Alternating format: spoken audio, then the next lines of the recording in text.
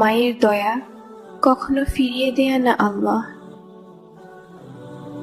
তুই আল্লাহ আমাকে শক্তি দাও, যেন আমি মায়ের মুখে হাসি ফুটাতে পারি।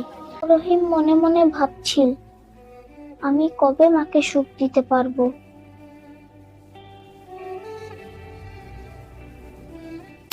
সেই পকেটে টাকা নেই, সামনে পরীক্ষা, আর ঘরে মা অসুস্থ। দিন রাত পরিশ্রম, কিন্তু একটি কথাই থাকে চালিয়ে নিয়ে যাচ্ছিল, মায়ের দয়া।